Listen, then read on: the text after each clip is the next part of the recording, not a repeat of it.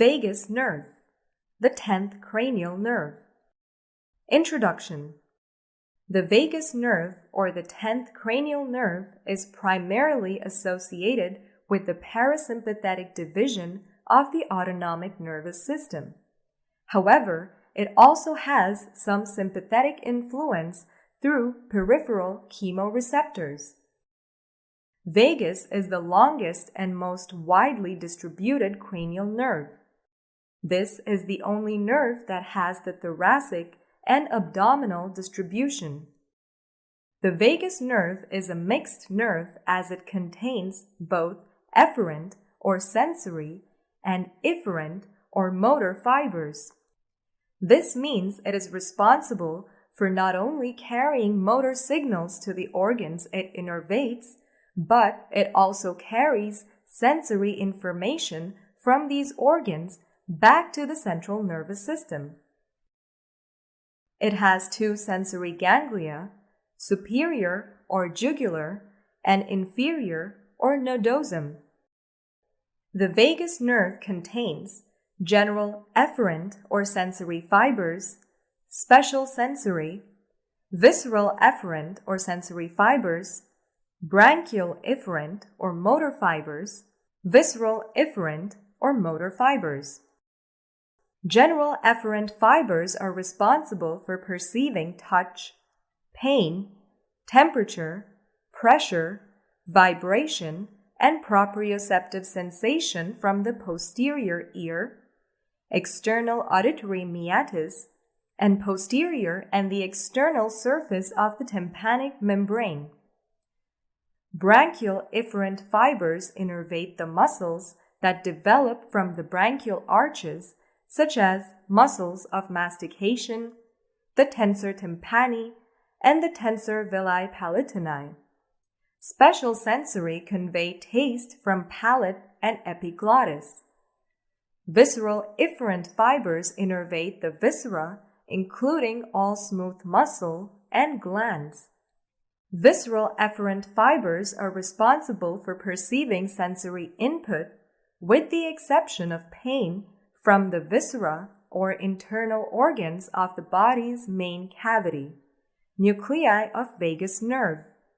Within the medulla oblongata of the brain stem, there are 4 vagal nuclei onto which the axons of the vagus nerve emerge from or converge onto.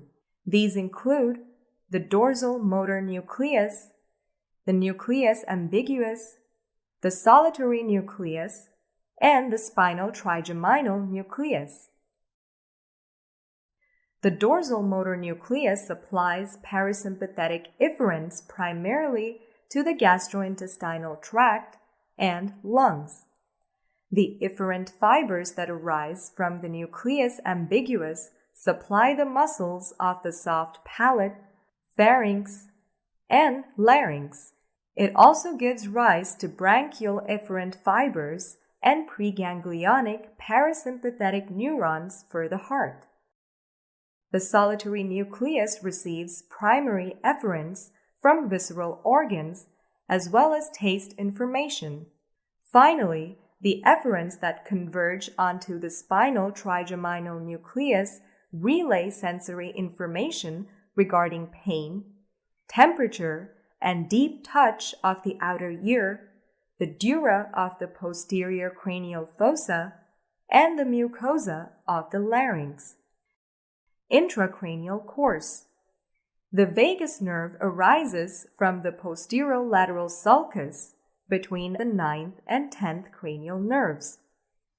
After its origin, it passes along with the cranial accessory nerve towards the jugular foramen to exit from the cranial cavity.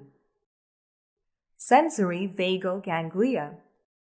The superior ganglion, or jugular, is located in the jugular foramen, contains unipolar first sensory neurons for general somatic sensations. The inferior ganglion, or nodosum, is located below the jugular foramen and contains unipolar first sensory neurons for general visceral and special visceral or taste sensation. Branches of vagus and jugular foramen.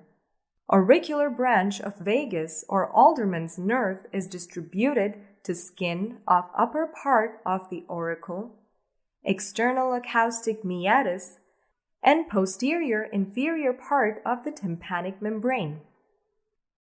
Extracranial course of vagus is divided into 3 parts: cervical, thoracic, and abdominal.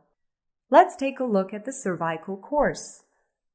The vagus nerve in the neck is present as a content of carotid sheath in between the internal carotid artery and internal jugular vein up to the level of superior margin of thyroid cartilage below this level. It lies between common carotid artery and internal jugular vein. The vagus nerve comes out of the carotid sheath at the root of the neck. Branches in the neck. Pharyngeal branch. This branch carries cranial accessory fibers, the 11th cranial nerve, which takes part in the pharyngeal plexus, through which it supplies the pharyngeal muscles, except stylopharyngeus. It also supplies muscles of the soft palate, except the tensor palate.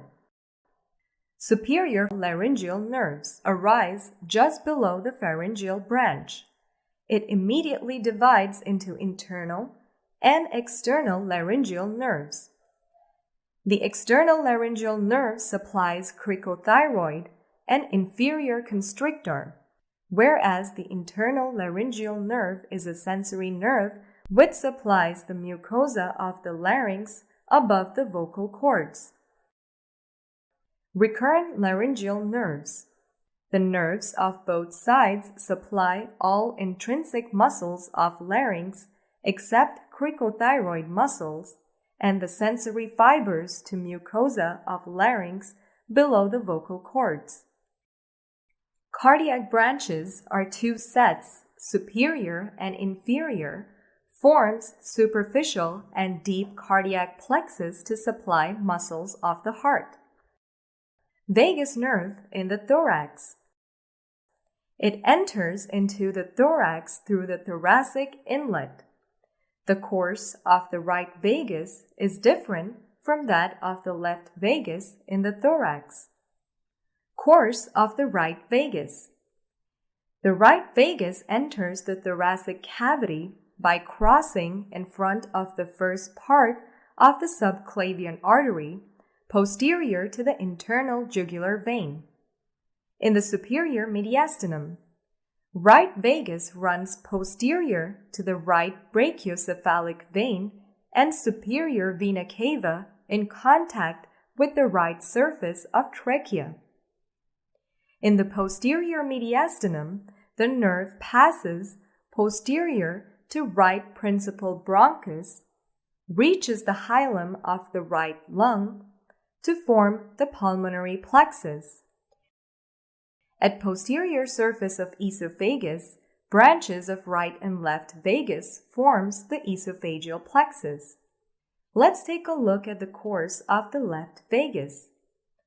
It enters the thoracic cavity between the left subclavian and left common carotid artery, posterior to brachiocephalic vein. It is in relation to left surface of the arch of aorta. Near the hilum of the left lung, it gives off the pulmonary plexus. Branches of right and left vagus in the thorax. Deep cardiac plexus supplies the heart, pulmonary plexus to the trachea and bronchial tree, esophageal plexus to the esophagus. Abdominal course. During development of the foregut, the stomach rotates 90 degrees clockwise, shifting the left vagus to anterior and right vagus to posterior.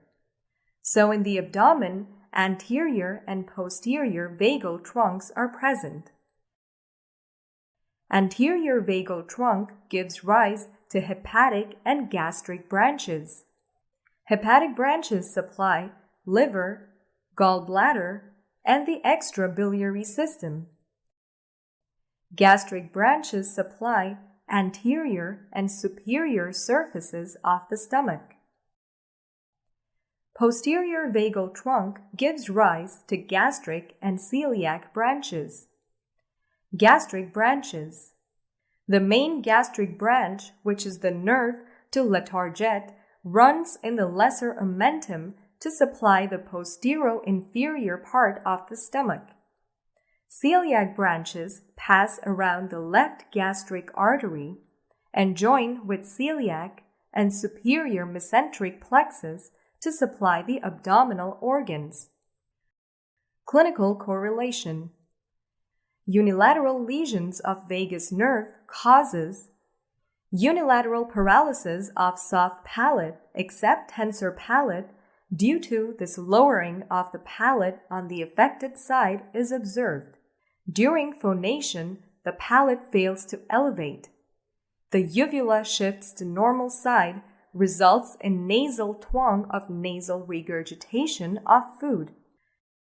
Unilateral paralysis of pharyngeal muscles causing deviation of posterior pharyngeal wall.